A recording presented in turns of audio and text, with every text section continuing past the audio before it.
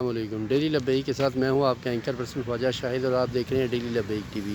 تو جناب ثنائے کہاں ہیں وہ یوتھیے جو کہہ رہے تھے کہ ایبسولوٹلی ناٹ، جناب ہمارا ہاتھ نہ جھکے گا نہ جھکتا ہے، جناب جو دل میں آتا ہے وہی کرتا ہے۔ تو جناب کدھر گئے ہیں وہ جو اب تو آپ کے خان صاحب نے کہہ دیا جناب کہ میری چابی یعنی کہ 3.5 سال میں کسی اور کے ہاتھ میں تھی۔ تو جو کہہ رہے تھے کہ اب وہ یوتھیے تھوڑا سا ایسے کریں نا، پانی لے پہلے تو ڈوب کے نا مر جائیں تھوڑے سے پانی میں، کیونکہ جو کہہ رہے تھے کہ 7 بھائی کی چابی کسی اور کے ہاتھ میں ہے،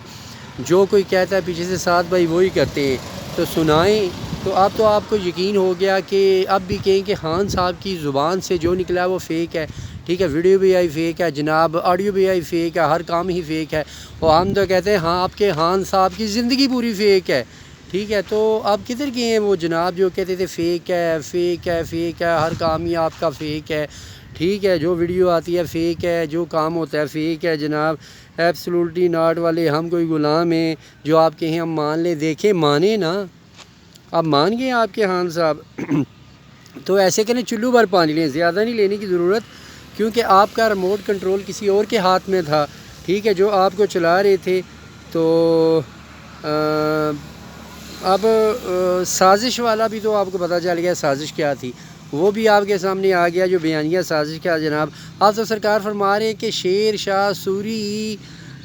سے آدھی پاور بھی ان کے پاس ہوتی تھی، وہ کر گزرتے، مثال کے طور پہ کیا کر گزرتے جناب، کہ جو معاملات رہ گئے تھے یعنی کہ گردوارے بنانے کے، یا ایون مرزائیوں اور قادیانیوں کو اور 73 کا آئین وہ جو تھا اس کو سبوتاش کرنے کے لیے جناب کوئی اختیارات ان کے پاس ہوتے تھے، وہ کر گزرتے، ٹھیک ہے۔ تو جناب آپ کے لیڈر نے اپنے منہ سے کہہ دیا کہ میرا ریموٹ کنٹرول کسی اور کے ہاتھ میں تھا، 3.5 سال تک مجھ کو کوئی اور وجاتا رہا، ٹھیک ہے۔ تو اب تو جنہوں نے گاڑیوں پہ پیچھے لکھایا ہوا ہے نا ادھر بھی ایبسولوٹلی ناٹ، ہم کوئی غلام ہیں جو کہ آپ مان جائیں، ٹھیک ہے۔ تو اب تو ہاں یار اس بندے کو بولتے ہوئے یار تھوڑی سی شرم بھی نہیں آتی کہ محفلوں میں کھلو گے، جلسوں میں کھلو گے، جھوٹ بولتا ہے، اپنے منہ سے کیا کہتا ہے، آڈیوز کی آ گئی ہیں، پہلے کہتا تھا جناب ایجنسیاں ریکارڈنگ کرتی ہیں تو میری سیکورٹی کے لیے کرتی ہیں، اب جناب میں عدالت میں جاؤں گا تو مانے نا یہ آپ کی ہیں، فیک کا رولا کہ آپ نے ڈالا ہوا ہے، کبھی یہ فیک ہے کبھی وہ فیک ہے۔ تو سناؤ پھر پھڑے کے خان صاحب تواڈے۔ تو جناب ابھی تو بہت کچھ نکلنا ہے، یوتھیو تیار ہو جاؤ، تو انہوں بھی پتہ چلے گا کہ پاکستان کا دجال کون ہے،